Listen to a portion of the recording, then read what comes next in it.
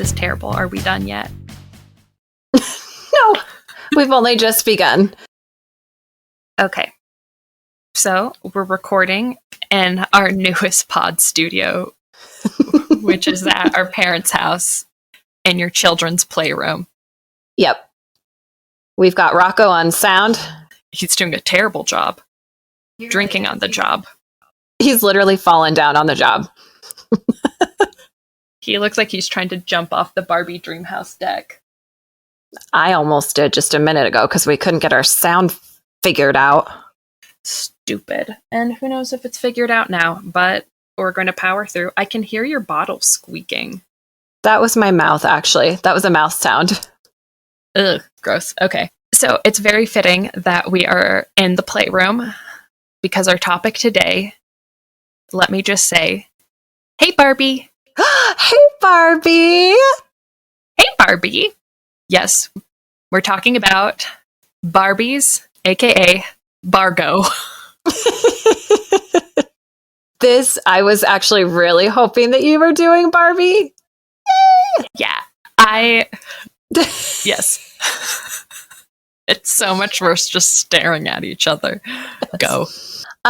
Did you hear Beth's amazing nickname after seeing the Barbie movie? No.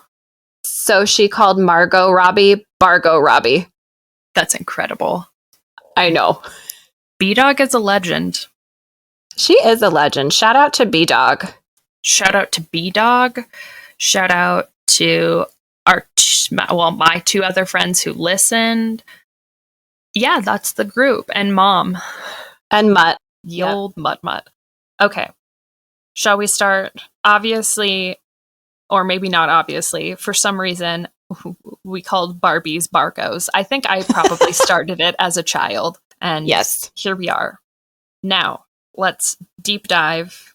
My microphone is currently being attached. It's attached and being held up by a Barbie Dreamhouse. This all just feels very fitting and beautiful. We'll post to the gram. It's perfect.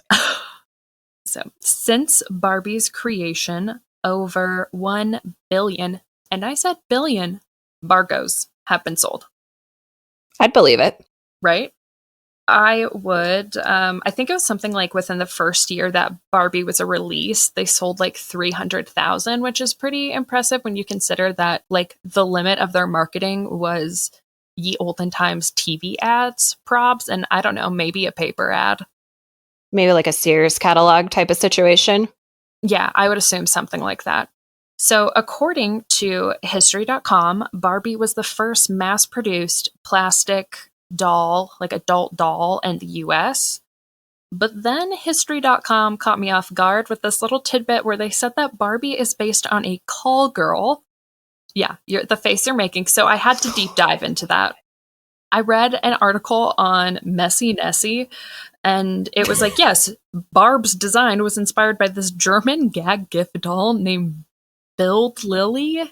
And Lily was based on a comic strip character named Lily, who is just this like quippy, classy gal who seemed to just like date around and maybe had some gold digger vibes. I don't know. I'm going to be honest. Like, I didn't really want to go through and read all of this, but I will say the whole call girl theme seems really like a misnomer and like definitely an exaggeration, because from what I could tell, it was mostly just that like for the decade, for the time period, it was like scandalous, but I'm pretty sure she just like went out and partied and men were like, oh, you're hot, I'll buy you stuff.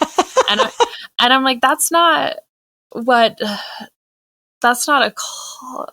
a sex worker. No. So you know what? If not, then Barbie really has had every job, and you can mind your own damn business and hop off her OnlyFans. Sorry, I took my headphones off because I realized I'm not going to hear the echo that way because I'm having a hard time concentrating on what you're saying, and I don't know why I'm wearing the headphones now that we have the sound figured out. We're so dumb. I know. I'm like, we can actually just like talk to each other. We can talk to each other. Yeah, we just sorry. Check I realized that as you were explaining things, and I was like hearing you here, but also anyway, that'll be cut. Do I need to repeat my last line, or are you Nope, with me? I'm with you. You're with me. Okay, I'm on the so same Barbie, page. Based off of, inspired by. But yeah, I just found it was weird because I'm wondering if like multiple sources just saw call girl and started repeating it without deep diving. And look, maybe I'm wrong because I was also trying to do this while your children were overtired and screaming, and then your oldest really loves to invade space and read people's private things, like their Yes. text messages. And I was like, I can't have her. I don't want her to be like, Auntie, what's an adult doll? Or like what's a call What's girl? a call girl? So then like she goes to school and tries to play call girl at school. So it was stressful. This isn't my best work. Here we are. Whatever. Yeah, like I would say saying she's like based on a call girl, it didn't seem like that, but who knows. Also, though, saying that Barbie is based on Lily isn't exactly accurate because I read this Time article by Elena Docterman, I think, That and sounds right. Ruth Handler, who is, of course, the creator of Bargo, she pitched the doll idea, and execs, according to this Time article, were just like, whoa, there's boobs on this doll, pretty much. The article had a funny little line like that. And so it stated that Ruth had seen the Lily doll while traveling and brought it back to show Mattel's designers. So I think she maybe had the idea separately and then saw this and was like, look, we can do this too. Maybe, maybe not. It's kind of hard to find. But I'm also going to be honest, I don't know why she had to convince anybody since she started the company. Yeah. Like, who did she have to go to if it's her company? But also, I have an art degree, not a business degree. So I don't know if it's because like you have investors and if there's a board or something. I don't know. This is just what that Time article told me. Okay. I would recommend it though. It was soups interesting. It goes a bit more into some of the controversy that the Barbie movie gently talked about with Handler regarding what, once again, art school. I think it's tax fraud. I don't know. Yeah, I think you're right. There was some tax evasion type situation. Yeah, the legal jargon said something about like conspiracy charges, which made it sound like way more cool. But I'm pretty sure it was just like Handler and 4 others were charged, but I don't think they were with Mattel any longer. Anyways, look, if you want to know more about the fascinating world of possible tax fraud, we'll just link to this Times article, and they also have like a New York Times article covering the charges. But I'm like frankly not super shocked that a large business or people who worked for a large business committed tax fraud. That's like when they mentioned there was a scandal, I thought like, oh my God, was she a Nazi? But she's not, she's Jewish. So good. Yeah. So, but that, like, when they hinted at scandal, that's what I was concerned about. Yeah. Or she was, like, crazy racist. Or, I mean, it was, like, the 50s. So if she was like, I hate gay people, people would probably be like, yeah, same. But I was more concerned about those things that, weirdly enough, I felt soothed that was only tax fraud. I get that. It's just like that sense of relief. Like, oh, God, she's not a white supremacist. Like, okay, we're fine. We're fine. Yeah. You can still like Barbie. Thank God. But yeah, like that article had some really interesting bits on her. And she also went on to do things as a little side tangent, I guess, because it's not so much about Barbie and more about the creator. But she went and did some cool work with like breast cancer survivors. But that's kind of out of the scope, I feel like, of the Bargo chat. So this is, you know, it's allegedly been just like a little history on Barbie. But I wanted to put more of the history and the trivia. Okay. And so now I want to know, how confident do you feel on your Bargo lore? Not very, honestly. I usually look pretty stupid in this part, but well, I'm going to try. Okay. When was Barbie first created? Oh, I think I do know this. It was the 1950s. Yes. Either 1953 or 1959, I want to say. 57? You had it right. One of them was right. One of them was right? One of them was right. 53. 59. Yes, 59. You got it. First try. Woo! So 1959, the inventor, once again, Ruth Handler, she started up Mattel with her husband and a close friend. And then in 1954, she started working on Barbie because in one of the many articles I read, it stated that she wanted her daughter, she wanted her daughter, Barbara, to have action figures like her brother. Oh. Yeah, and I guess like her daughter was playing with, it was like paper dolls and stuff. And at the time, like a lot of the toys for especially girls were like, let's just train you to do housework and be a mother. So she went a different route with that. Good for her. Go Ruth. Get it, Ruth. You shouldn't have had to pay taxes. Stupid. What a stand to take, Riley, in this economy. What a stand.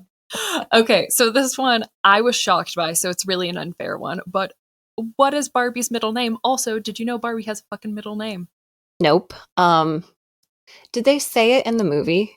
No, I don't believe shit. so. Okay. I will give you, so this is according to history.com. This is what they say the middle name is. And it is, think of the most old-timey middle name. Most old-timey middle name. Well, if I were Ruth, I would have given her my name as the middle name. It's not Ruth. It's not Barbara Ruth. No, it should have been Barbara Ruth. It should have been Barbara Ruth. Pearl? No, God, that would have been so much better. It is Millicent. Oh! Yeah, and I believe the last name is like Roberts or something.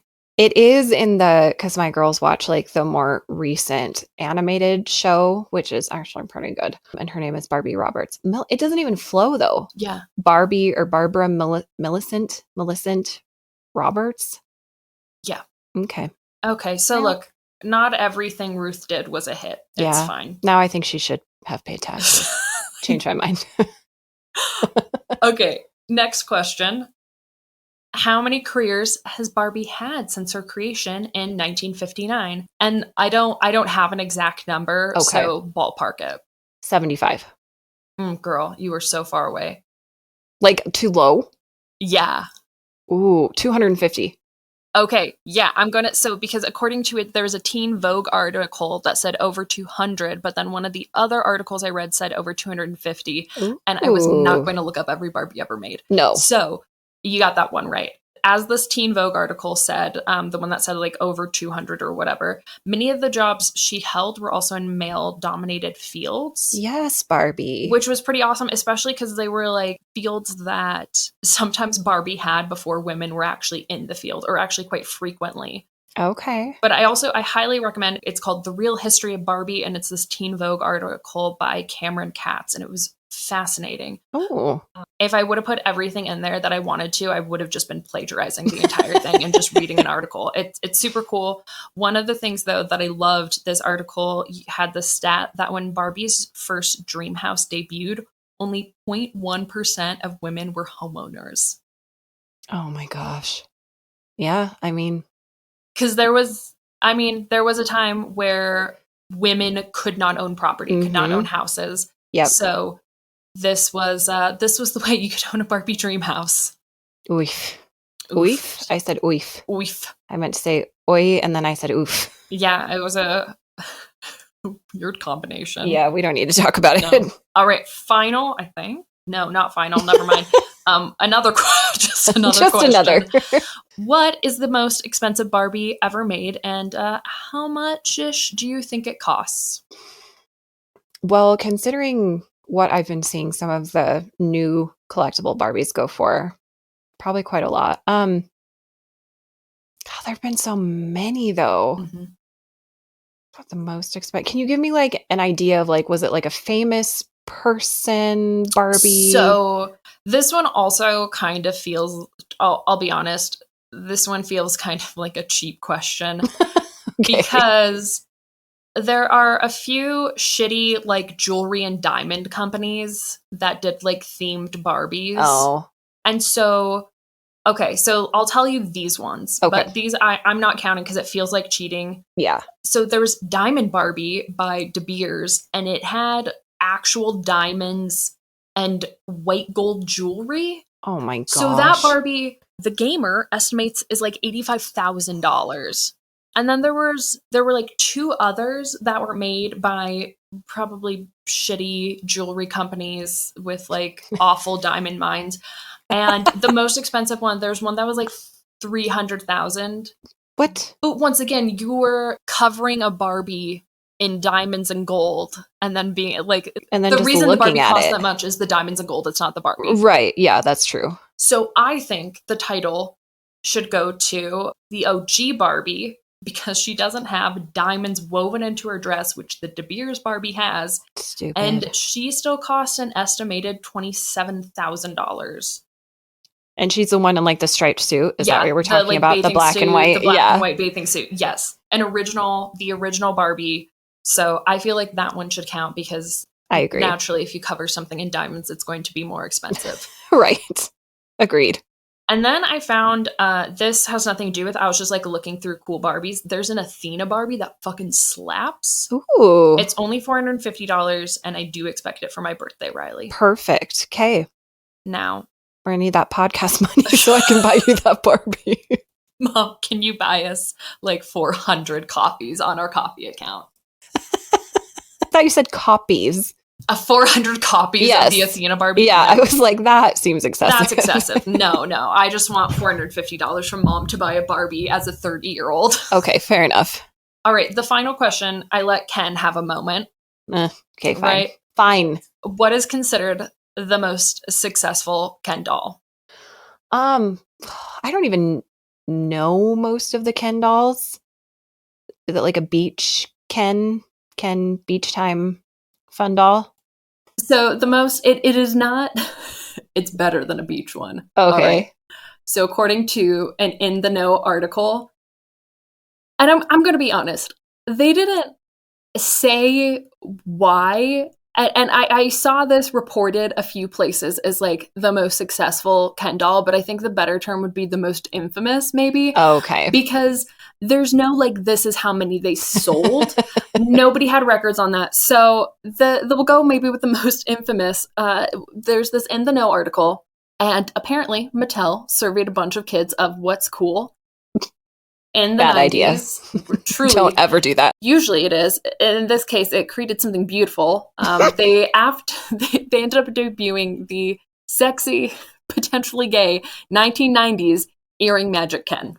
Oh, shoot. Okay. Yep, I know that one. Let me paint a beautiful word picture, though. Please, go right ahead. So we have Ken. Mm-hmm. He has his beautiful locks, and then he's wearing this gorgeous pleather lavender vest on top of a lavender mesh crop top. A crop top? It's cropped. It's cropped a little. Yeah. Okay. With this necklace that's like on a low chain, and then it's just like a circle. Of course. Mm-hmm. And then this look is finished off with a single silver hoop earring. And then this guy, Dan Savage, maybe you've heard of him, maybe you haven't, don't really care. In this newspaper called The Stranger, which was all like queer, gay content stuff, he was like, the necklace absolutely looks like a cock ring. And Mattel was like, they decided that to quiet down the controversy, the best thing to do would be to release a statement that they can never take back. So, oh no, Mattel. The marketing and communications manager said, quote, "We're not in the business of putting cock rings in the hands of little girls." That made it so much worse. Yeah. Good. That clears everything up. So, like, one, that is an excellent pull quote. And my God, if I had been one of the Stranger's editors, I would have lost my shit. And then, like, two, it should probably go without saying because no shit. Yeah. Like, I think a few things happened. One, I think it was like a dumb statement of Dan Savage to make, unless, once again, maybe it's dumb that I didn't do more of a deep dive on how gay men in the 90s were wearing cock rings when they weren't on their cocks. But some people pointed out that it was it looks a little bit like the leather daddy look with the ring there. Yeah. But I guess being like, oh, it looks like a cock ring. I'm like, it's a circle. So right. I could say, yeah, sure, if that was the style of gay men, were like constantly wearing cock rings just on a chain necklace. I'm sorry, I'm going to have to say cock ring at least like 8 more times. Okay. I'm like, I guess then his statement of like, it looks like a cock ring would make sense. I don't know if a Mattel designer just saw these like leather daddies, didn't realize what they were, and it was like, this is such a cool hip look. Maybe. Or if those just, it seems like a necklace you would have seen in the 90s. So, right. Well, and how intricate can they get with the Barbie doll jewelry? like a circle's pretty easy to make, right? I would Yeah, it's assume. just like a loop. I mean, I guess they could have done a medallion, Right. but That would not have been my first thought, although I would have been young enough that I wouldn't have known what that was. you wouldn't have just been like, I want magic cock ring I Ken. want cock ring Ken. That's the one I want. I can't, hold on. I got to look up an actual picture It's beautiful. because it's like I have a very vague, fuzzy memory, and then obviously your beautiful description. Yeah, no, it's earring What was magic he called? Ken. Earring Magic Ken. Sadly, That comes up pretty quick. yeah. And sadly, earring magic Ken was recalled. Oh, I know. so I bet he's really in demand. Just show me the picture. My phone's so fucking old. That is a mesh crop top. Right? Oh, and you got a set of earrings too. Oh, well, that's actually kind of exciting. Yeah. So you could match your daddy. No. Yeah, I don't know what they were thinking with any of that. The mesh crop top is It's one of those things where it's like, yes, straight men can wear whatever they want. right. However, normally they're not going to be secure enough to be wearing that. Like, yeah, I understand why he has been nicknamed Gay Ken. Oh, for sure, because that looks like what they were trying to do. Like, this is what gay men dress like. Now, in this photo on the back of the box, he is wearing the earring that is like supposed to be for the child on the cock ring. He's like dangling that. So it's like you can, put Barbie and Ken charms on your earrings. Ken looks hip in his earring too. Yes, that's why the cock ring wasn't a medallion, is that you were supposed to put like charms on it for Barbie and Ken. Oh, well, see, there you go, stupid idiots. They had it right on the box. See, I think he was wronged. He was wronged. I also think beautiful gay earring magic Ken should be reprinted. Yeah. The lavender vest is beautiful. I would wear it. Yeah, there's an earring magic Barbie too, and she comes with charms as well. So you're supposed to like. Can you imagine if they would have done the most stereotypical lesbian for that one? That would have been pretty amazing. It would have been incredible. But no, she's just got like a lot of hair, a lot of bangs, tall ponytail, kind of like a mesh and leather dress to sort of match with Ken's, but hers is pink, obviously. Doy. Okay, sorry. I spent too much time on that, but fine. I needed to see. I know, I'm glad you looked it up for the people. Mm-hmm. So those are my trivia questions, but before we moved on, I just wanted to talk about some like 60-year-old hot goss, and I did not know where else to put it. Oh. Right? So apparently Lewis Marks and Company, the ones who made the maybe, maybe not call girl Lily doll, sued Mattel for stepping on their little pointy toes, more specifically for stepping on their hip joint, because apparently they had a patent for the hip joint and claimed Mattel infringed on that. And I don't know why I found this so funny, but I think it's just the idea that like grown-ups are arguing over like Barbie hip joints and being like, you stole our Barbie hip joint. I guess it'd be our Billy hip joint. I don't know. I found it really funny. It's maybe not that funny, but yeah, it was like settled outside of court. Oh, okay. Well, good for them.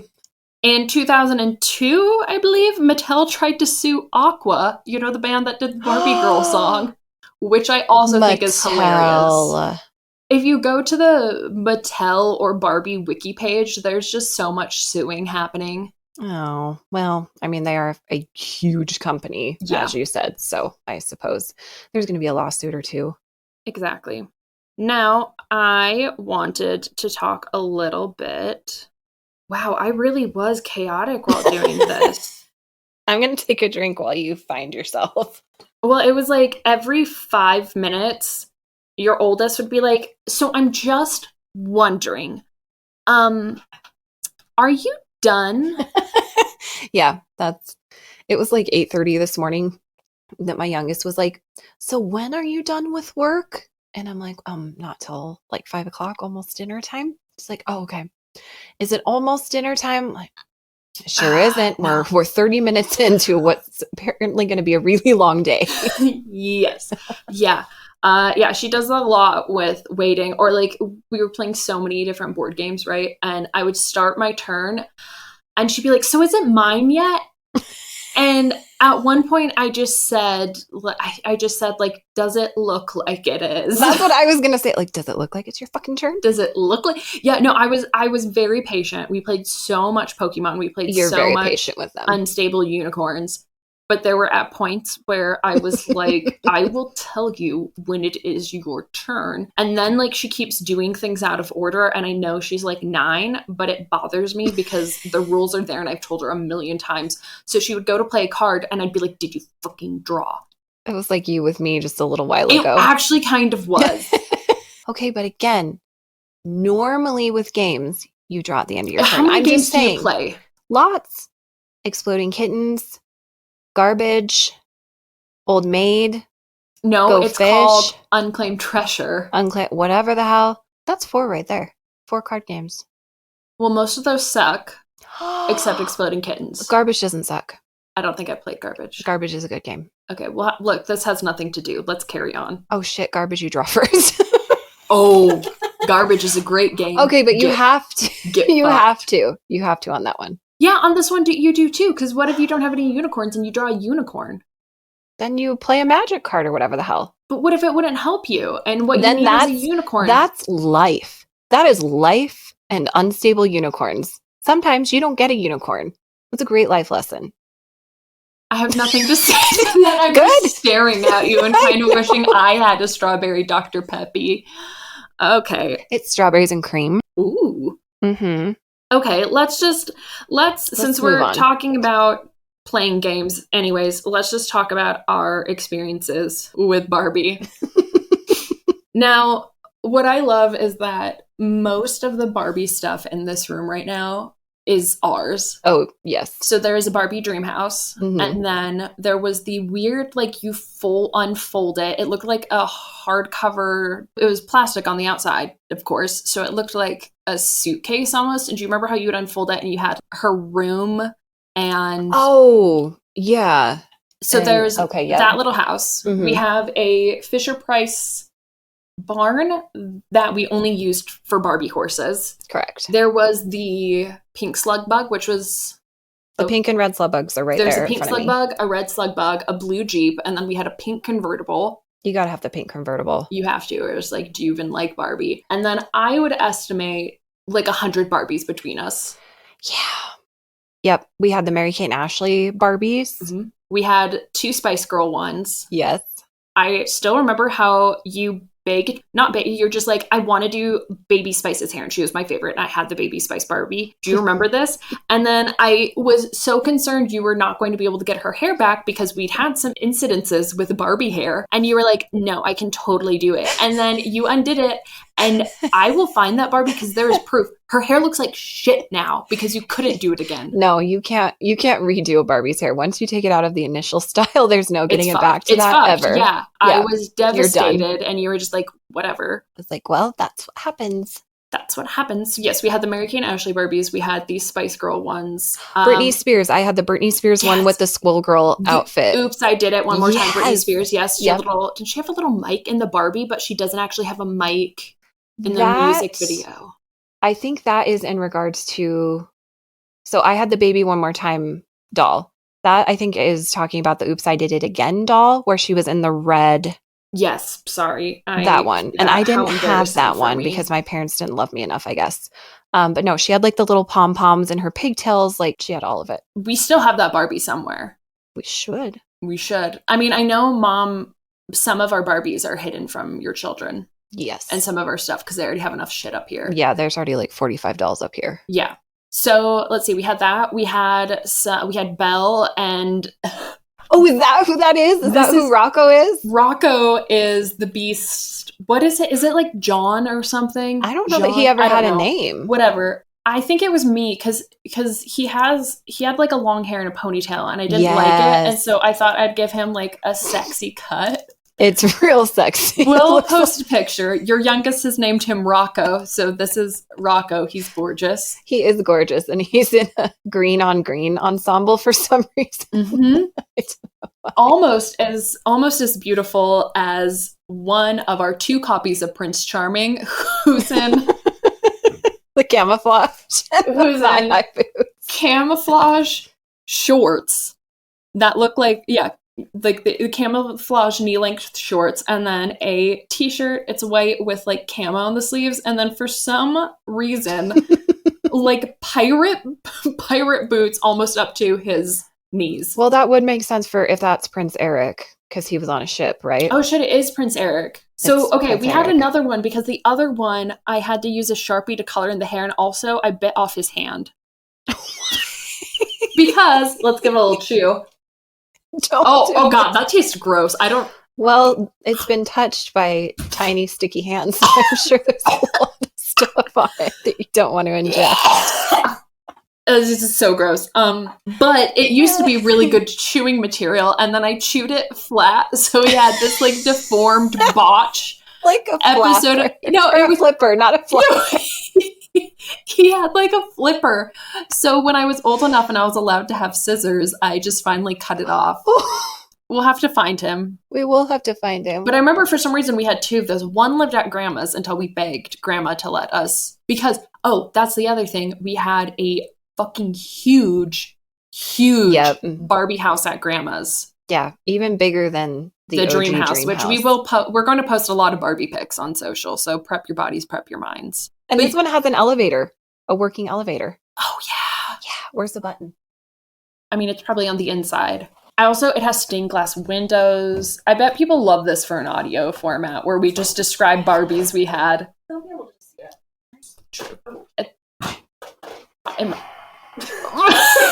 Good sound. It's going, baby. It's going. Slow. It's just to hear.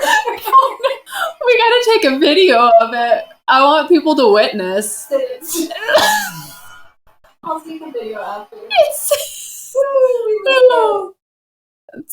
Okay, let me get back in here. incredible. So yeah, Barbie's dream house. I'm trying to think of how old this thing is. It's held up really well. It actually has, all things considered, because now it's going through 4 kids. I don't know. I probably would have been, I'm out of breath from this.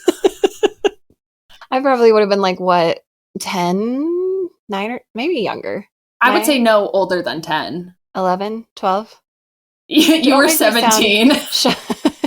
No, I don't know if would have been 10, because we got it was a gift together for Christmas, right? If I remember correctly. So let's say it's at least 20 years old. Yeah, it has to be at least like 20 years old, and still looks gorge. It is. It's in great shape. It's got great bones. It's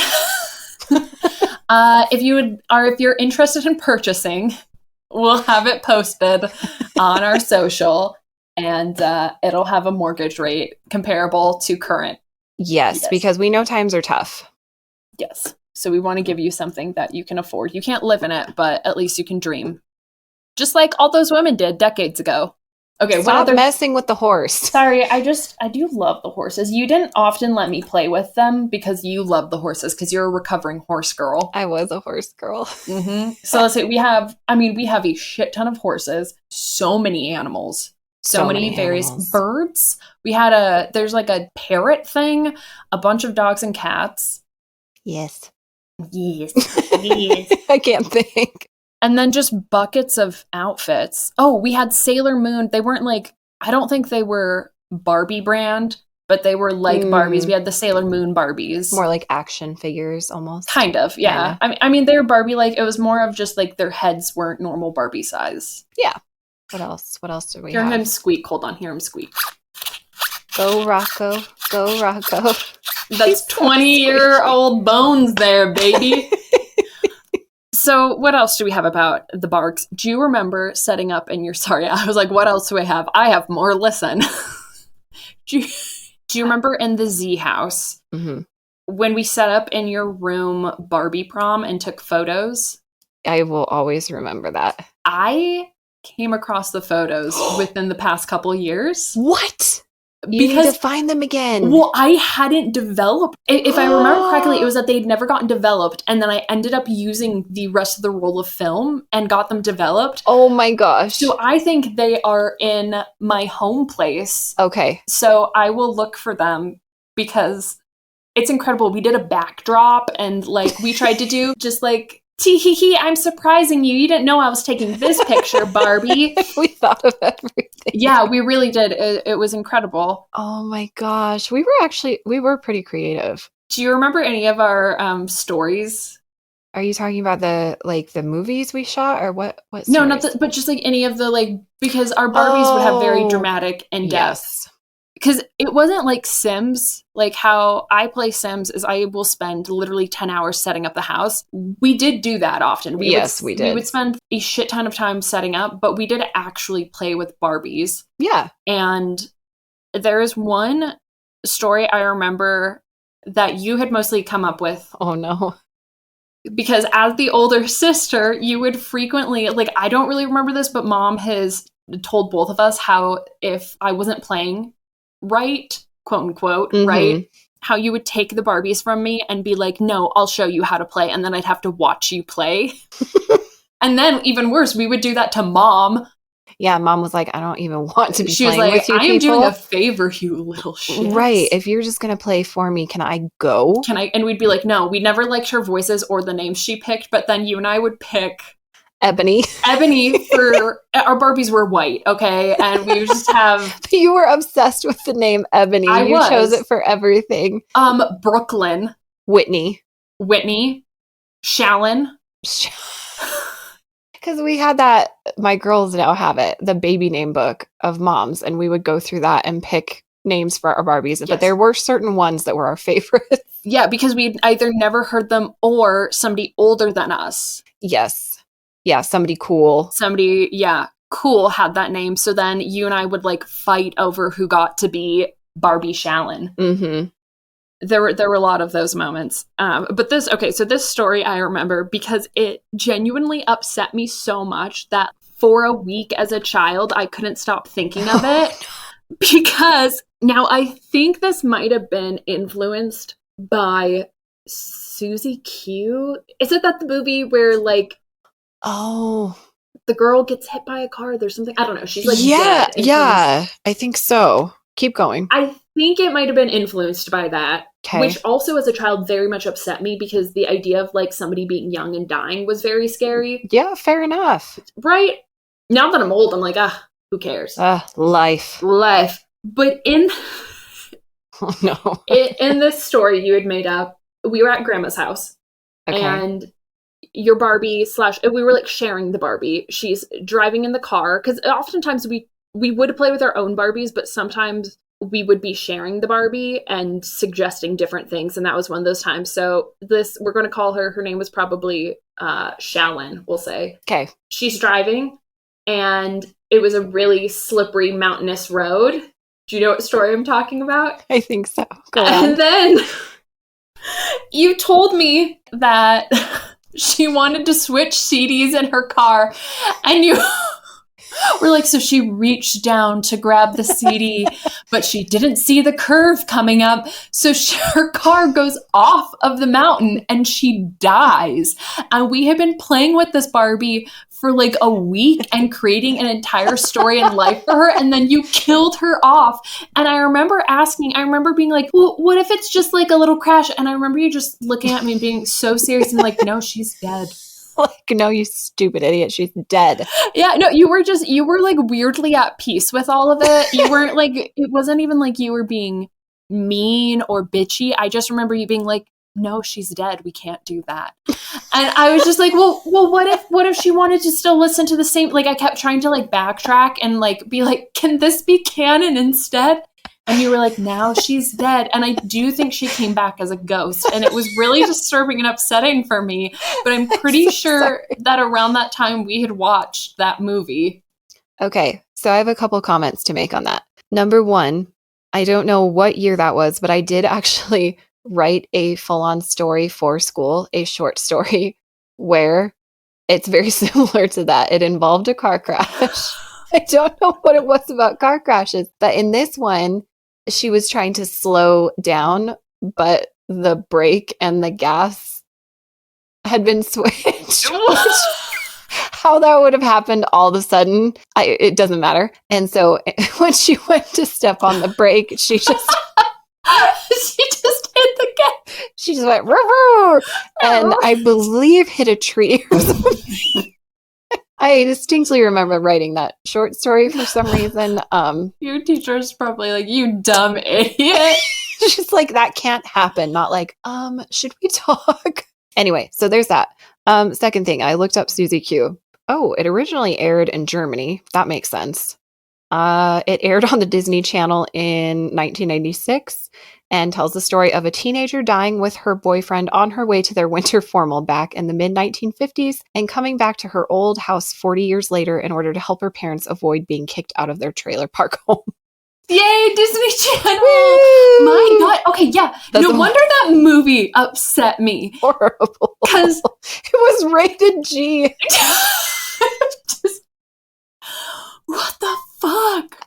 What the fuck, Disney Channel? We have to cover Disney Channel. It was rated G for Ghost. Oh my gosh. Anyway, so yes, that must have really struck a chord with me. Apparently, it just really influenced your creative spirit.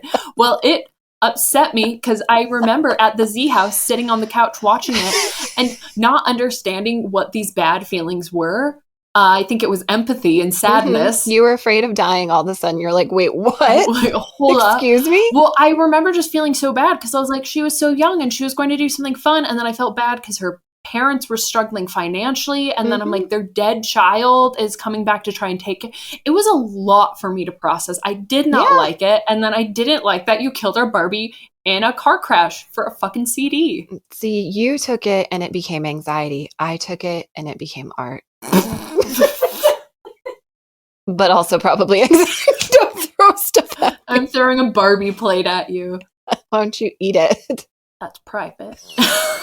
We won't talk about it. We can. So one day, when Sid was probably about 15. I was like... You were a bebe. I was like, what, 8 months to a year? Maybe like a year old? Yeah, I mean, you were still in diapers. Yeah. So little. Ate one of my Barbie shoes. It was a glass slipper. It was a glass slipper. And I was so traumatized because my shoe was gone. I'm sure mom was like shitting herself thinking that you were going to have like abdominal surgery or something, but I just wanted my shoe back. And I did get it back a little bit later. A little bit later. I think it was still intact. It was. Didn't mom say she cleaned it for you and you didn't want it? Well, yes and yes. I mean, it had been through a journey that I didn't care to know about. Quit messing with stuff. No, I just want to... We can play later. Some of these, I'm like, are your daughters playing right? No, they're not. Oh, this cat always named Mango. That was my favorite. Anyway, sorry. Yeah, you have such a good memory. Yeah. In case that wasn't clear. In case it wasn't clear, I pooped the shoe out. It took a magic school bus ride through her body. Yeah. So let's see. We did that. We gave, oh my God, we have to do a lineup of some of the horrible haircuts. Because there is... they're all horrible. I mean, some of them, all of the horrible haircuts. There's that. I forgot, nobody can see except you. There's the Prince doll that I ruined. Then there's that little baby. I don't know. Oh, yeah. You gave that baby like a real bad pixie cut. She's in distress. She looks like she's in a mental hospital. Yeah. And then you cut Belle's hair, so Belle was ruined. Oh, shit, yeah. Yeah, you fucked up Belle. One of the Skipper dolls, I wanted to be a boy, and this was, wow, gender norms, 9-year-old me. So I was like, I'll cut this doll's hair so I can pretend it's a boy. Just looked fucked Didn't up. work, yeah. Didn't look right. We have one of the bad haircut Barbies at our house right now for some reason. They took it home. The brunette that had like the movable joints. Remember her? I mean, she basically has the same haircut that Princey over there has, where it's just like sliced off. Because we wanted some of them to have short hair, but it's not real hair. So it just sticks out from whence we cut it. Yeah, it doesn't look normal. It doesn't lay flat. Like it just... What I love is that we were so stupid that we did it multiple times with the same results. And we were just like, this time I'll do a better cut. Oh, yeah. On one of the other Kens, brunette Ken, I didn't like that there was like a little tail. Like his hair gelled back and there's a tiny tail. So I was like, I'm just going to cut that but then it started sticking out. And I remember I'm like, I just have to keep cutting. No, and that's the worst thing you can do. So his name is, I think your children named him Luke. So that was Luke. Okay, that was Luke. Poor Luke. Oh, he's right here. And he was like, hey, Luke. Oh, also, I bit his thumb off almost, see? You can't see, sorry. Riley can see. I just feel like you need to talk to somebody about that. I chewed on a lot of Barbies. Yeah, like what was it about the texture of their appendages? Pretty good. I mean, I remember like Who's that? Sorry. Sorry. This is Tom. What is his shirt? Well, I tucked it in. Because your daughters were having me play, and I decided the shirt was sticking out weird, so I just tucked it in, and they were at a barbecue, okay? He looks like a nerd. He's got a tucked-in shirt, but no shoes. That's what I love. And his pants are like ankle pants, but I don't think they're supposed to be. Anyways, I'm so stoked. I love how progressive your children's Barbies are, because I made Luke and Tom husbands, and they were like chill with that, and then the children named all of them. So their adopted daughter they named Blossom. And then your oldest, her Barbie, very, very progressive. She had a life change. She must be I think she's bisexual. Okay. Because the Barbie had a husband, but she couldn't have children, so she adopted. The husband's out of the picture, and she got married to Jessica. Yes. Barbie Jessica. And who's a singer. What was the reason that she got married to Jessica? Yes, the vows, because there was a Barbie wedding, which I attended. No brag. And the vows were, I want to marry you because you're nice, and also because I haven't found anybody else, which I think I'm going to use for my wedding. You know what? Sometimes it's like that. That's what I said. I was like, sometimes that's just how it is. Yeah. So life. I really appreciated that, because my Barbies were all like, I didn't know what being gay was right at the time. So I do remember sometimes taking my girl Barbies, because like our Barbies would cheat and get married and break. Like our Barbies were very dramatic. Yeah, of course, right? And sometimes I would take the girl Barbies and have them kiss and be like, oh my God, it's so gross, so crazy. Whoa. I do remember though, sometimes I would put two Barbies in the pink convertible, and I was like, they're doing sex. I didn't know what it was, but I was like, they are fucking. But they do it in a convertible. So I had a lot of lady Barbies hooking up, living their Barbie dreams. That's what Barbie's for. Gay sex in convertibles. That's not what I meant. Would you put Luke down? All I can hear are his joints squeaking. Stop it. Sorry. It's okay. You're not doing it right. Do you have any other good Barbie memories? I have such a bad memory. Mostly just the hours and years of our lives that we were just constantly playing it. Yeah. I love like sometimes going through like stuff from our childhood, like little notebooks and stuff, and you'll see where we've made lists of Barbie names. Yes, because we spent a good amount of time before like every day of playing, just like setting up their whole entire personalities and lives and who was related to who, and even like who had dated who and broken up. Yes. Yeah, it was rather impressive, I'll say. And I think this goes a little bit sort of into the next part of like one of my favorite discussions about Barbie is whether she's like this feminist icon or part of the problem sort of thing. And I think there's like a few really important points to look at, and one of them they show a bunch of them in the movie, the Barbie movie, but even just like in the opening scene where you see the little girls playing with dolls pretending to be mothers. And I do think that is one of the coolest things that Barbie did, was little girls playing with dolls. The babies weren't them. You know, they always had to be in the role of caregiver, where Barbie was where like you got to be her, and therefore you could be anything. And you and I would have like such crazy, ridiculous stories that we would act out. But I love just how creative it was. And also, I do think it's really cool that a lot of Barbie's careers, and I feel like they've gotten more and more progressive, but like a lot of Barbie's careers were really even progressive then, because she was like an astronaut, I think, before women had gone to space and whatnot. And that aspect I really love. I do get what people are saying about reinforcing like Barbie And the girls' toy aisle definitely, I mean, the fact that I'm calling it the girls' toy aisle, but it definitely reinforces stereotypes of what girls should play with. Sure. And I mean, a lot of toys have done that. I can see how like Barbie also may reinforce body type.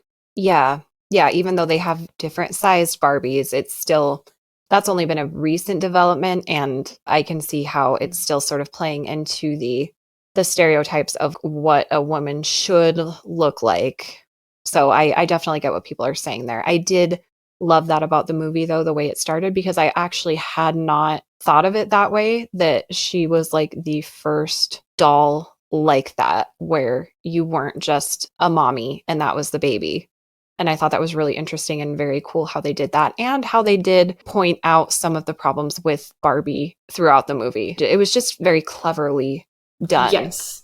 No, I agree. And I think this is also the point where, like, if you haven't seen the movie, except I think everybody that we know who is listening has. But if you're somehow here and you don't know us, thank you. Don't leave. You're very special to us. There might be some spoilers for the Barbie movie. Yes. Go see it. It's amazing. It is. And that was something that, like, I liked. So you have the daughter when Barbie goes and finds her, and she's just shit talking her and talking about how she like makes women feel bad, which is shocking to Barbie, because she's like, that's not what I was created for. Like, I'm supposed to empower you. And I think that's interesting, because I would say probably obviously Barbie was not intended to make girls feel like my body type might look like this, but a side effect of making her fashionable and like this ideal beauty is that they look at what is ideal at that time period. Yes. And they've continued to do that. However, at this point, what is cool is that there are almost 100 different hair colors, 22 skin tones, 5 body types, and over 10 eye colors now. That is very cool. For and Barbie. and that's the way it should be. I will say it is hard to find clothes that actually fit the quote unquote curvier Barbies. I have noticed that, and that is frustrating. Yeah. And I don't know if that is just for Barbie or if that extends to, like, I don't think I've seen it for Ken's. And I also don't know. I'm like, Skipper, what about Barbie's friends? Like, I understand. I think it's important that they start with Barbie. Of course, and then move on to the others. And then something too that was interesting is they had like the first Black Barbie was introduced in the 1960s, but they were using the same models that they were using for white Barbies. So they were really only changing skin tone and hair. Sure. Which wasn't nuanced enough and wasn't, I mean, it was just kind of like, we'll just change these 2 shades, bam, there's your Black Barbie. You're welcome. And what really surprised me is it wasn't until like 1990 that Mattel worked with a focus group that consisted of Black families, early childhood specialists, and a clinical psychologist, Darlene Powell Hudson, where they worked to create a more authentic Black Barbie. Oh. And then it would be another 10 years for them, for Mattel to release a Hispanic Barbie. So I would say there has been progress. Yeah. Obviously, but it is like the 1960s. I mean, Barbie was created in 1959. So that's not a huge span of time between having a Black Barbie and a white Barbie. Mm-hmm. I would not expect, I guess, for 1959 for them to make a Barbie of various races. Yes. So I'm not shocked that it was just white Barbie. No. It does really surprise me that it took them until 1990 to be like, hey, what if we talk to like Black children and their parents and like specialists, because children just weren't seeing themselves represented. My understanding was it felt a bit like a lip service of like, oh my God, look, we made Black Barbie, but we didn't put any effort into it. Right. We didn't do any research. Well, and they kind of didn't need to, because Barbie as white Barbie was super successful. So, and I'm not excusing that. I'm just, they were probably like, we'll make this one a different color, and if it's successful, great. Yeah. Yeah. No, I mean, I would not be shocked, because that is, I mean, Mattel is a business. And a lot of times I feel like, unfortunately, change and progress doesn't come around until it starts being financially beneficial. Right. Like when you see like people, like businesses being super like, yay, pride. Mm-hmm. Now there's two sides to it where like I get a lot of LGBTQ people, and I say this as one so I can, but I get that a lot of people will be super annoyed that whatever company is like, hey, look, our logo's rainbow, because it's like, what else? Like, you're just doing this because it makes you look good. Yes. Now, on one side, I do think it's good because anything that makes being LGBTQ more socially acceptable and more embraced is positive. So I think companies should do it. But at the same time, it is funny when that's like all they do is like change their logo. Mm-hmm. And you also know that they're only doing it because now it's more beneficial to them. Like they wouldn't have done it 20 years ago. Exactly. Because it would have alienated, even though they should have. Yeah. Now, because everybody else is starting to do it, they're like, we have to jump on this or we're going to end up getting bad press because we're not doing it. Exactly. So I'm really happy to see the changes to Barbie and that there's a wider range of body types and ethnicities and whatnot. But I mean, yeah, there's still room to grow because, like I said, I was only reading this about Barbie, and I don't know if it extends to Kens. And Ken still looks like, I mean, it looks like they're different races of Ken, but they're all just like hot. They're all like the same Like stereotypical mold. hot. Yeah.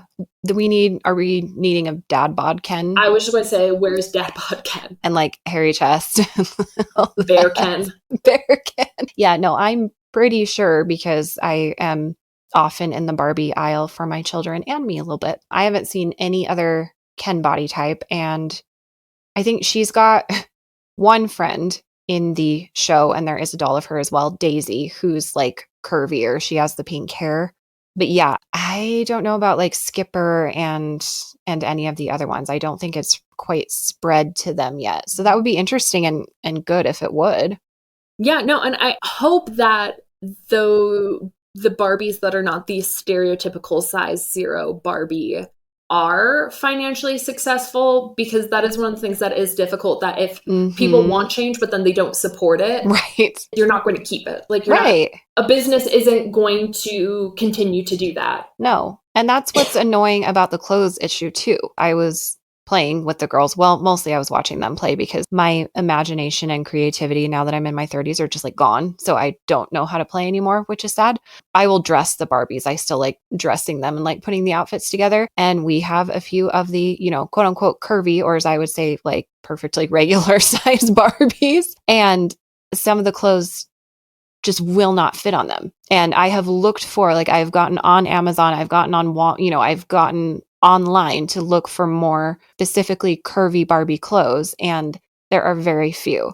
So that is kind of irritating. I'm like, that's great if you're going to make the doll, but the whole point of having the doll is that you can dress her in different outfits. And if you only have the outfit she came in, what's the point? Yeah. Yeah. No, that's boring. Yeah. That is super boring. Yeah. And I think that, like, with a lot of, I mean, when we had our Barbies, which most of the ones in here are the ones your daughters are playing with, they were all like one size. Yeah. And I think the most diversity was like small boobs or like huge boobs. Yeah, pretty much. And like blonde and brunette. Yeah. That's about it. And so the only thing would be like, oh, this shirt, there's not enough boob for this shirt. And do you remember we'd use like ponytails to just tie the back? Yeah, cinch it tighter. Yeah. But I mean, all of these clothes would not fit on Barbies of a different size just because they're made for the very stereotypical right Barbie. And I looked up because I was curious about, sometimes people feel certain ways about things and then just declare it facts. And I wanted to, I know, shocking. I wanted to see if, I knew there had been studies done on this, and I wanted to kind of see what they had found. And so there's this study I found on the National Library of Medicine's website. It was a Dutch study on girls from ages 6 to 10. What was interesting is, so they had them play with Barbies of various sizes. Okay. What was interesting is that they didn't show self-esteem issues from kids who played with the quote-unquote thin dolls, but those kids did eat less after playing with the thin dolls. And then there was this UK study that happened before the Dutch study, and it showed that there were issues with self-esteem after playing with the quote unquote like thin Barbies. Mm-hmm. But in that study, they were looking at pictures. So this Dutch study said that possibly like the reason self-esteem issues didn't come up in their study was they're wondering if the pictures were more similar to like looking at models in a magazine. Okay, sure. I found that interesting because it's so difficult like, to go off of just like 2 studies, and I should have gone more into like what were the sample sizes and how many studies there were, but I was mostly just excited to talk about Barbie, to be honest. And I can see what they're saying, especially with like what we were talking about earlier of Barbie being based on the current trends and current looks. And right now with our current looks and trends starting to slowly over the past like 5 or so years get more progressive of like, hey, you could not be a size 0 and still be attractive. Like, what about that? I could see how there's also going to be different and hopefully more positive results from studies like this in the future. That's what I would hope, because I think overall, even with the bad, I think Barbies hold up. And I think they're an incredible toy for boys or girls, because let's be real, action figures are Barbies. And we're not using Barbie, it's like the brand name like Kleenex for tissue. Like Barbies, dolls, action figures are just how you like market it towards boys. Yeah, exactly. It's the same thing. But yeah, it's just playing make believe and pretend. And some of my favorite childhood memories, a lot of them are actually us playing Barbies. Yeah. Because 2, you and I, we played together really well, according to Mom. Like, for the most part, we played together really well. And what I loved was when we were playing Barbies, it was so cooperative. It was kind of the one thing that we could always come together on.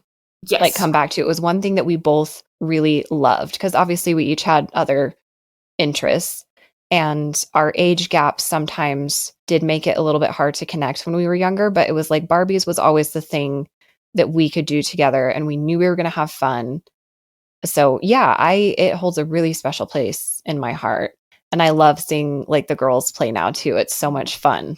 Yeah, and I think, like you said, I didn't even think about that, but our age gap is almost 4 years. So especially like early ages, it was really nice because it was something that like I could play with you. Yeah. And I think because it is a game with no rules, that other than mine, other than yours, but it made it where, because like right now with your littlest, you know, we're playing like Unstable Unicorns, and it's kind of hard because you need to be able to read. Yeah. And what was so nice with this is because it's all imagination and setting up, that there wasn't really this like barrier of entry, except for, once again, your rules. Big sis rules.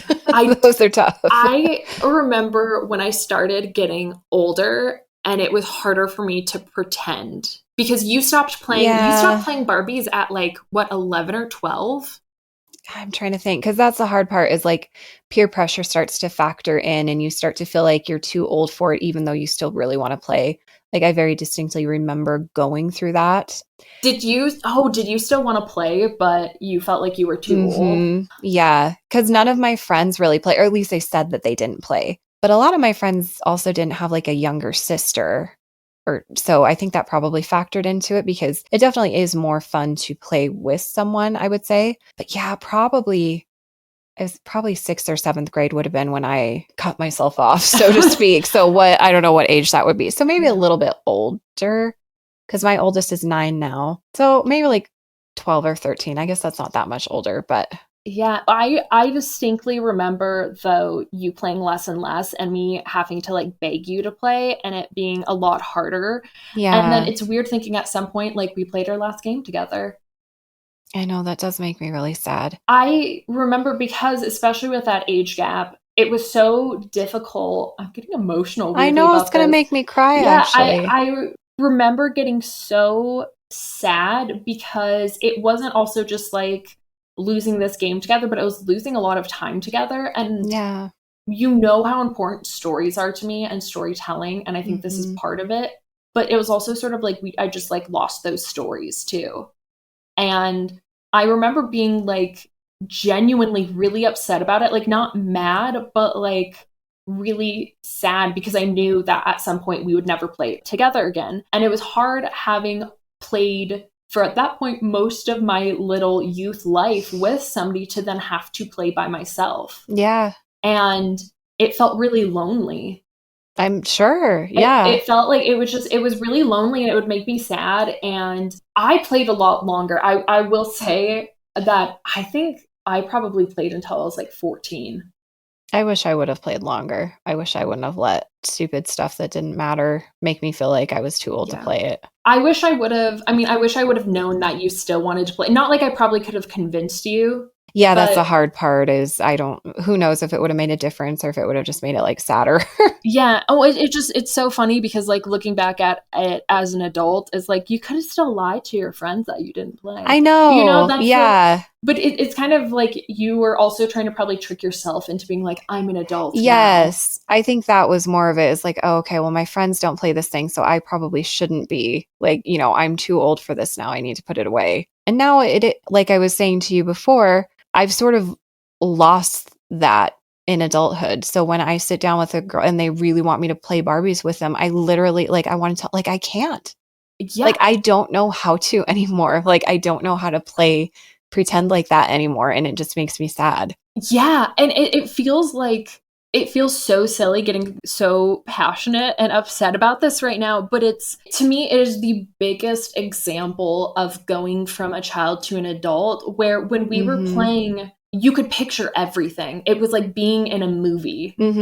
And like I said, I honestly, like, I really think I used to be embarrassed about this, but I'm like, I'm fucking 30. I don't care. I am pretty sure I may have actually played when I was 15 a little bit. And it started to get to the point where I wasn't doing the setup, but I would sort of just like hold the dolls and go through scenarios in my mind. Yeah. And so it was like becoming less and less playing Barbies and more just kind of imagining stories. And then I remember there was one time where I was trying to, and I was probably 14 or 15. I was like trying to just kind of like come up with a story for them. And I felt stupid. And I was like, they're just like, it's just like a hunk of plat. Like I couldn't anymore. And it's so sad because it's kind of like a beautiful way to just do an activity with somebody. It's so creative and it does feel, I don't know, I imagine like, I don't know, maybe D&D is how like adults play Barbies now. Or at least how you keep that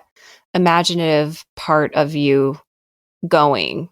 Because that does, and I think that is just something that happens to most adults because you sort of have to. It's not like most of us have time to really just sit down and like play, I guess, or we fill that with, you know, adult things. But it does make me sad because I have really like tried to like sit down with them and be like, okay, I am going to play, like I'm going to contribute something to their storyline. And I'm like, I have nothing. So that's why I usually I'm like, give me your Barbie, I'll dress her. Because that part, I'm like, I can still do that. I have to dress myself every day. Like, and this is fun. You know, I can take the outfits and I can put them on. I can do that tangible thing. But I can't contribute to, yes, yeah. And it's like, I have a task. I can, you know, take this and match it with this and put her, okay, now hand me the next Barbie. Well, now I'm just really sad. It is sad though, because I think too, part of it is similar to, I'm going to use D&D because that's something that I started playing as an adult that I wish I would have played when I was younger because I think it would have recaptured a bit of the magic of Barbies. But one of the things, especially with new people playing, that you really have to break through is the pretending part and pretending to be a character. And it's one of those reminders where it's like, everyone's doing it. But I still felt a little silly if I was pretending too hard to be my Barbies playing with your girls. And I'm like, why though? Like they're going to be stoked that I'm getting more into it. And also they're pretending to be their Barbies. So it's not like I'm the only one. No, but there is that self-conscious element of like, well, I'm silly. Like, I don't want people to think that I actually like believe this or that I actually think that I am this person. Especially like you said, when you're playing with kids, why is that voice still there telling you that like, oh, quit being dumb? Like you're acting silly. I don't know. And I don't know how to get rid of it. Yeah. I think if I play Barbies again during this trip, I am going to try and just force myself to become one with my Barbie. Become one with the Barbie. Yeah. You do a lot better than I do, just from what I've heard. I think it is, I would say I am more childlike than you. And Fair. It's true. And I mean, it's what I love so much about D&D is it's kind of allowed me to do that again. Because I would say like The Sims is also a way that adults play Barbies without playing Barbies.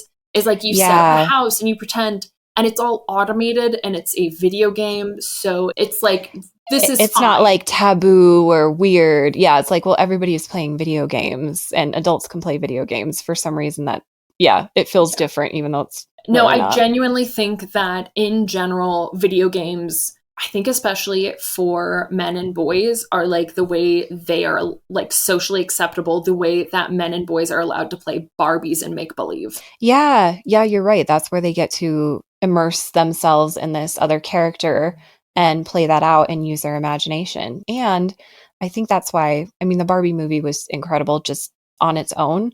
But what I really loved is just seeing so many, not just women, but mostly women, adult women, being so excited about it and kind of coming together. And it was just like this very sisterhood moment. And it felt like we could all kind of go back to being kids and get excited over it. And it wasn't like weird. It was like the cool thing to do.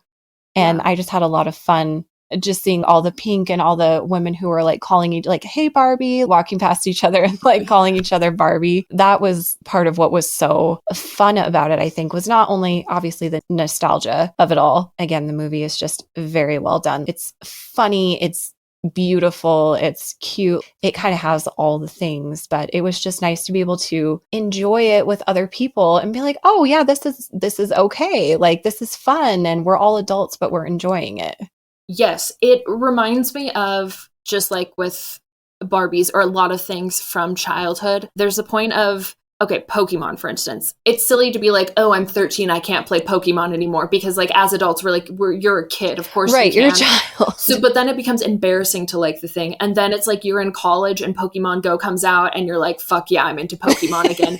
It kind of had that feeling where like all of us, predominantly, women, were just sort of able to be like, God, I do love these girly things and they're not bad. And I love Barbies. And I think that was the part that when I think of Barbie and the things that go along with it, of like pink and girliness, the bad side of it is you could be like, yes, it's reinforcing stereotypes. But I think one of the good parts of it is that it's also like these can be empowering things and they can be not bad. Yes. Because I remember that I now love pink, and I realized that over the past year that like a lot of things I was picking out or I'd be like into, I'd be like, oh, but I really like the pink one. Because for the longest time, even as like a teenager and young adult and as a feminist, I very much saw pink as a girl color and a less than color, or that people would be dismissive because they're like, well, of course you like pink, you're a girl. And that's always so annoying when people are like, right. I worry about that sometimes when I even recommend TV shows to you and mom, that like if you realize there's like gay characters in it, it'll be like, well, of course you like this because they're gay and not because like, oh it's really good and yeah, they happen to be gay. You know, like it I get what you're becoming saying. This thing where, you know, being a woman isn't neutral, being gay isn't neutral. It's not the default. It's treated like, you know, that's how it's treated. And so for the longest time, especially as a kid, my cousin and I, or our cousin, he and I are less than a year apart in age. And we're super, super close when we were younger. And, you know, kind of like high school, we hung out with different groups and whatnot. But because in elementary school, especially like hanging out with him and his friends, and they're all guys and they're all like little mini jocks, I was very much like, I hate pink, and unfortunately, that super obnoxious. I don't want to be seen as girly. I want to be seen as one of the boys, because that, especially during like the 90s and early 2000s, it was seen as being better. Yeah. So for me, what was so lovely is just seeing these very feminine things and seeing them so positively represented. Yeah. And powerful. Yeah. And being like, no, I don't like pink because I'm a girl. I like pink because I think it's a pretty color. I think it goes well with a lot of other colors. I have positive associations with it, like Barbie. Right. You know, I really love just seeing a bunch of people come together. And we haven't had a movie experience like that, I think, in a long time, where Mhm. there has just been something really fun, frankly. Yeah, it felt almost magical. All the stuff on my social feeds now are Barbie based pretty much, because all I am clicking on right now are Barbie behind the scenes and like more clips from the movie, even though I've already seen the movie. Like it was such a good feeling. And even in, my tiny small town, I kind of wasn't sure what the reception would be, because you just never freaking know here. But people in the theater were like cheering and clapping and like laughing out loud the whole time. And again, it was just that feeling of being in a group of people who all love the same thing as you. And again, just adult women being like, yes, we love Barbie. We love pink. We love Barbie. We're going to laugh together. It was such a fun experience. It felt very cathartic. Yes. And just like unifying, like you said, we haven't had an experience like that in a long time. It just felt good. Cathartic is a really good word for it. And I forgot where I was going because I just started looking at the Barbie dream house. Sorry. Oh, magic. I was thinking about magic. What we were talking about, how it's so hard to play make-believe as you get older. Mm-hmm. And I know that there are going to be psychological reasons, blah, blah, blah. But when you can play make-believe as a kid, it feels like magic, because it really does feel like you go from the real world into a world that is just as real, but you're in control of. And it is the coolest thing, because I remember as a kid being able to tell when it would happen, or after having played make-believe for like 4 hours and realizing like, my God, like I saw everything just as like vividly as I'm seeing the quote unquote real world now. And that's not something that's super easy to do as an adult. I feel like this movie and things like D&D, we kind of need aids, and reading books and video games. Like I feel like adults need more aids to kind of still have that magic. Yeah, definitely. And for me, I just love reminders that there's still that kind of magic out there, and there's still those really positive ways to also connect with strangers. Yes, because most of our interactions with strangers in the last few years are kind of primarily negative or divisive. And it just didn't feel that way. Why can't it always be like this? Like, why can't we always just feel like this? Because people suck. That's why. I mean, that is people suck. But it was a really nice feeling for a couple hours. Yeah. And I think that's something that I really liked about the Barbie movie, and this camaraderie. And I felt this stronger before I knew I was gay, but then also when I came out, it's this really weird, and I don't think it's unique to just me as a little lesbian, but it's this really weird feeling of like, you're not one of the guys, but you're also not one of the girls in a way. And it's really hard to feel like you fit in, and to feel like even with like a group of female friends that you fit in. And sometimes it is not just that it's hard to feel that way, but you just don't. And so I've always been extra self-conscious about myself around women, and of course like straight women. And I've had things in the past that have also made me very on edge around straight women, and it feels very hard to feel safe with straight women. Yeah. And so I also love things that can unify me with, and obviously not all the women who are seeing Barbie are straight or cis or blah, blah, blah, but a lot of them are. And so it's nice, I guess, to feel like included and a part of something without this anxiety. Or like when I was getting my hair cut the other day and realizing like this person might not think she's conservative, but she is conservative. And then realizing, oh shit, I wore my engagement ring. And what if she asked about that? And I don't really want to talk about that, but also I've spent the last 15 years telling myself I won't be in the closet or ever pretend to be. And that's something I'm really proud that I was never in the closet. And I'm like, I'm not going to do it now, but I'm like, she also has scissors by my head. So it's just like those day-to-day things where being around straight people is it's a lot of anxiety. And realizing that there's always like so many little things that will differentiate you from other women. Like she's talking about her husband, and I'm like, if she asks if I'm married, like how is she going to Sure. Yeah. For me, it was just this nice moment where I got to feel safely like one of the girls, and I got to wear my pink shark shirt. Amazing. It was adorbs. I bet it was. It's a very cute shirt. It has Yeah. like a little pocket, and then there are tiny little palm trees and sharks on it. I'll have to show you. It's fresh. Seeing like the sea of pink everywhere too was just lovely. I love that. And there was like a group of 3 older women who'd come to the theater to see. Yes. And they were in their pink. And as they were leaving, one of them was like, I really think that insert old lady name here would like this. I just loved seeing everybody there. Yeah. It was so beautiful. And I have some friends who are in LA, and they were talking about it was really cool seeing like dads with their daughters, and like the dads were in like pastels and really getting into it. Like it's cool to see everybody coming together to be very supportive and empowering about this. Yeah. And to bond over it. Yeah. And also too, the movie is just really fucking funny. It's really good. Really smart. And yes, there were points too. Margot Robbie, and I don't know if this is just because I'm a human with eyes or because I'm gay, but she is so stunningly beautiful that I'm sometimes like, I wanted to stop looking at her, but I couldn't. And it wasn't in a pervy way, but I'm just like, how is your face that? She was captivating. Yes. She's just incredible. And it's also why I love her as Harley Quinn and why I'm like a little in love with her version of Harley Quinn. Like she is such a phenomenal actor. And yes, she's incredibly gorgeous, but there's just something about how she becomes her character so well. Yes. And then the voice, this is I guess a joke spoiler, but when she's supposed to be quote unquote like ugly and she's like a real woman now, and the voiceover is like just a note to the directors, like I get the point you're trying to make, but like maybe don't cast Margot Robbie to make this point because she is Barbie. Yeah. She is Barbie to me now. Like when I think of Barbie now, I think of Margot Robbie. TM.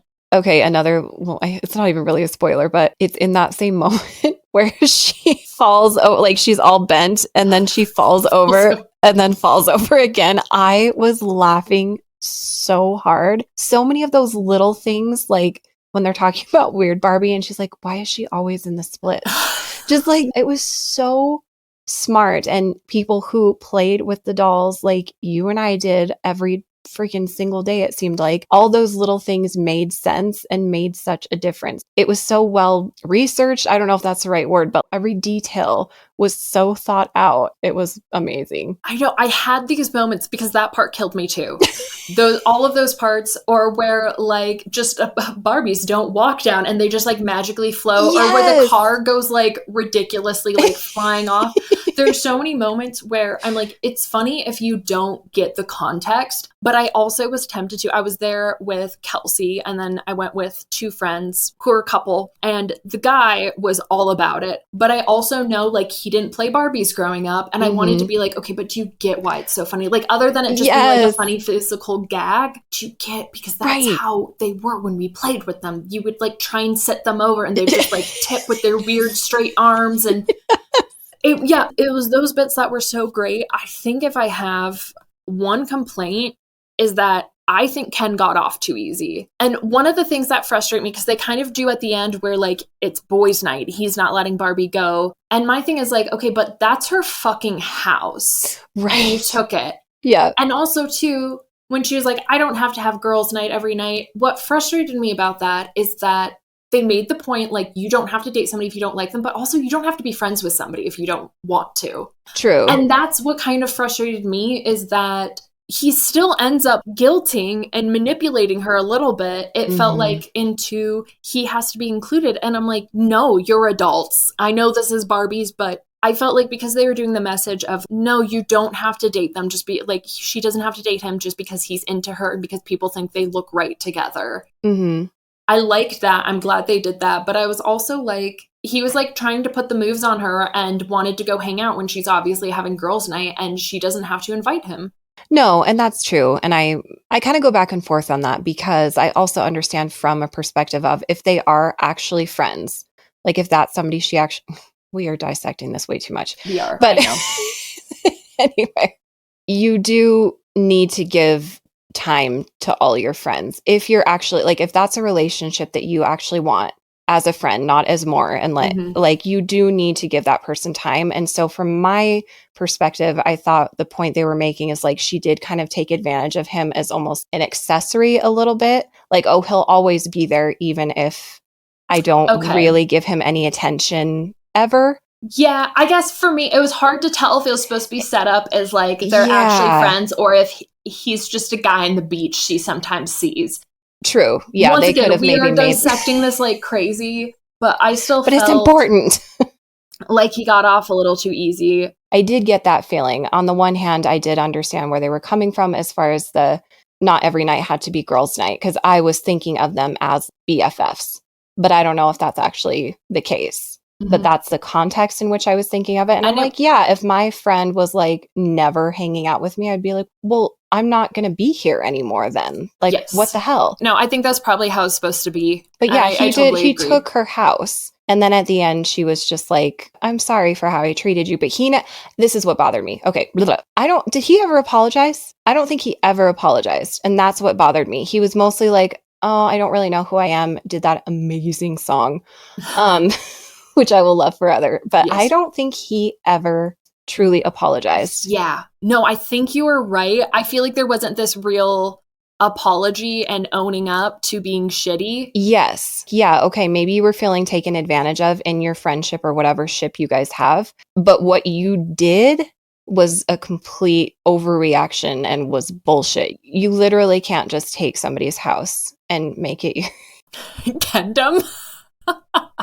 Your Mojo Dojo Casa house. No matter how funny that is. No matter how funny it is. I mean, overall, though, this is like my new Mean Girls where I feel like I could just constantly watch it. Oh, I'm so excited to see it again. Oh, I want to see it together because I think that is going to be super fucking fun. So yeah, my little complaint was that I felt like he got off a little too easy. I wanted to have more of a sincere apology from him. Yes. But other than that, I fucking loved it. I love how even though Barbie world was supposed to be kind of a flip of the real world, how like this matriarchy was still so much better. Yes, it wasn't equal, but it was still so much better. Pretty good. Pretty okay. I love the part where they asked her like, oh, and where do the Kens live? And she goes, I don't know. I never thought of that. Yeah. No, that part was great. The part where they're wanting, I think it was like a Supreme Court judge and they're given like something in the lower courts and I think it was the voiceover that says like they'll now have as much power as women in the real world. I cackled at. Like it took a second for the joke to land, which I was like, come on. Let's pick it up, self.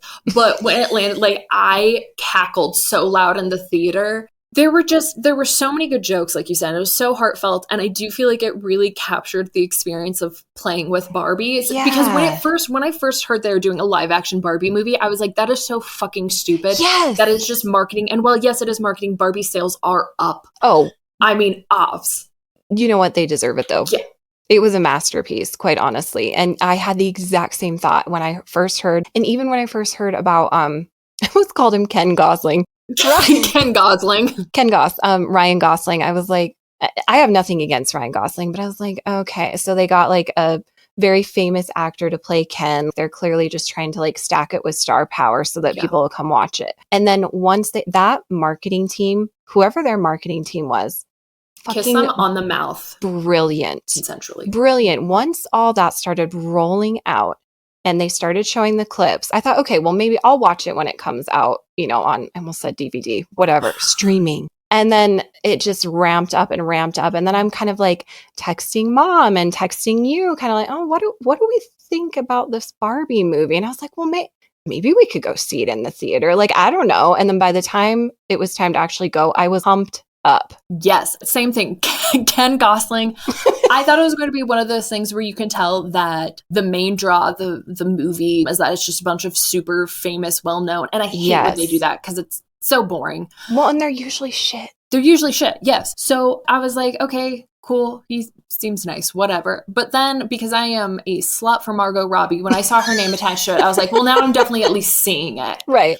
And then when they're like, do you love Barbie? This is a movie for you. Do you hate Barbie? This is the movie. And I was so surprised. I mean, it seems like a very bold, risky move for Mattel. Mm-hmm. And I'm shocked they let them do a lot of the stuff they did. But when they were just like, if you love it, if you hate it, this is the movie for you, I was like, okay. Because I was thinking it was going to be very much the shitty Barbie little TV movies that were out when we were a bit older. The scary animation. Yes. And I thought it was just going to be kind of like a Disney Channel original movie, but with adults. So when I saw that they were already making a joke of like, if you hate Barbies, this movie's for you, I was like, okay, they're not taking themselves too seriously. Mm-hmm. And they seem like they're going to be maybe a little bit more adult about this. And then, yeah, like you said, with the marketing ramping up, with the like, she's everything, he's just Ken. Yes. That is when I was on board. I was like, okay, they understand the assignment. Yes. I was in completely the same boat. Like, well, I'm probably not going to watch this. And also, I think when you first heard about it too, it was like, well, is this for kids or is it for adults? Who is it for, essentially? I definitely would say it's an adult movie, not in that it's inappropriate by any means. I feel like to appreciate all of the humor and the references, you really should be an adult watching it. I think you almost have to be out of your Barbie playing Yeah. age, because I think had we gone, if I was 13, I think I still would have liked it, but it just hits so differently as an adult. I think your girls would probably be bored because they wouldn't get... Yes. My youngest for sure. Yeah. I feel like my oldest, she kind of likes watching quote unquote like adult shows because she wants to understand that humor so much and she wants to be in on the joke. So a lot of times, we'll be laughing and so she'll kind of start laughing. And I think all of the, the songs and the things going And the on in it, costumes yes, would have and- kept her attention. But my youngest probably would have been out She would after have- like 30 minutes. Yeah, she would have been done. I think your oldest would have, seeing us enjoy it, would have been like, oh my God, I loved it. Yes. Yeah. It'd be But- like my new favorite movie. Secretly would have probably have been kind of bored, or 'Cause just there kind of is- like, I don't get it. Yes. But like, I really like everybody's outfits. Right. Yeah. No, there's like a lot going on at least that would have probably kept her attention. Sorry, I started No, that's- playing with one of the dolls over here. It was one, you and I both had this doll. I can't remember what her name is. There are two different versions. You had her the hair looks cooler- good. Oh no, never mind. No, it's just because we had it in ponies so long, so now it has the perpetual like weird pony thing. Yeah. But I can't tell if this was... No, the head's on. Okay, this was mine. Oh, I forgot. A lot of the heads pop off of our Barbies because I would make them make out so much that their heads came off. That's aggressive. That. It was. Mm-hmm. So I liked yours more. So when you stopped playing, I would play with her more than my version, and that's why her head comes off. Gotcha. They look like big head after that. Because when you pop them back on, you can't keep it up as high as they're supposed You to have be. to smoosh it down so they lose Just their neck. know Rest in peace, whatever your name was. So they're all big head now. They're all, what a tragic end. This one's still, that one's head comes off. Well, you can always tell because, again, like their shoulders just look like they're way up. Never was the same again. It is almost midnight. You have to work tomorrow. I have to get up early to go on an adventure with Grandma. I feel like I try and keep an open mind whenever we do these, of like not deciding whether it stands up or not before we start. But this was obvious. Yeah. No matter the bad, I feel like all of the positives outweigh. 100%. There's no way I'm going to say that Barbie doesn't hold up. There's no way. And like, if I had kids, I would have no issues with them playing like 10 hours straight of Barbies. No. Versus like screen time. Yeah. Be like, ooh, that's a lot of screen time. But like this, Yeah. I'd be like, hell yeah, go play 10 hours of Barbies. Oh my gosh. When they are actually getting along and playing Barbies, I will let them play through meals if they are getting along. I'm like, you guys are fine. Keep at it. My littlest is getting the Barbie camper for Christmas. Mom, Did she show that to you? no, but I Okay, we need to go look at it. kind of pissed because there were like Barbie things that you and I so desperately wanted, and I should be glad that your children are getting them, but I'm sort of like, what the fuck? I mean, we got a fair amount of them. Do you remember when we'd go to the city with the mall and we'd go to that one toy store and we got to pick out a Barbie something every single time we went? Did we? Yes. Mama's going to be so mad. She's going to be like, of course you don't remember this. But Yeah, I don't. she's gonna pull that shit. But No, like seriously. And I remember when we stayed at one of the hotels, it was a weird one that had like An balconies. indoor water slide? Yes, And the indoor balconies. Yes. Yes. And we would take our new Barbie toys and we would play on that indoor balcony every time we went to that specific city, which not like we were going every week, but still they would let us pick out a new Barbie toy. I mean, I am complaining while I'm sitting in a room Of all of our stuff. including there is a grand baby pink Barbie piano that actually played songs. We're going to have to take pictures because it is so much shit. We spent like a good 30 minutes going through all the Barbie stuff we had, and then you just said like, oh, we never got any of that. Mom and Dad hated us. I mean, but we didn't have a camper, you're correct. Well, or a spaceship. Fuck, I wanted both of those though. You can come play with them. I'll just steal them. Mom and I thought we might just keep them. Keep them and play with them. We'll see. We'll see how good they are and if Santa gives those to them. Well, not Santa, me. Don't give Santa that I don't one. ever give Santa credit for the big gifts. Are you kidding me? Like, I did the fucking work. Santa gave you socks. No, truly, I do give like the more boring gifts from Santa. Here, it's from Santa, but look what mommy got you. You don't need that. Weird fat guy in the chimney. Yeah, you he's have old. mommy. Ugh, he doesn't know kids. Okay, yeah, it's really late. Yep. Love you, all of our beautiful listeners. To Mutt, who birthed us. Gross. To Beth, who loves us. To Tuna, who did our music. To Sweet Baby Justin. To... That's it. That's everybody who's listened, I think. Okay, perfect. Thank you all. We really appreciate you. And we'll probably never have this chemistry ever again because we can't record in person. At all. Because of homophobia. And thank you, Margot Robbie. Good night. Good night. Live from the playroom. It's Saturday night. I'm ending the session. You've reached Sid and Riley. We can't come to the phone right now. So leave a message after the beep.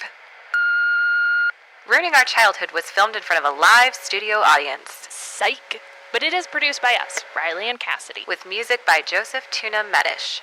You can follow us on Instagram at Ruining Our Childhood Pod.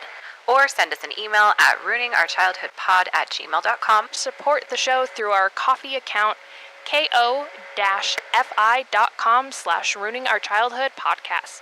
Later!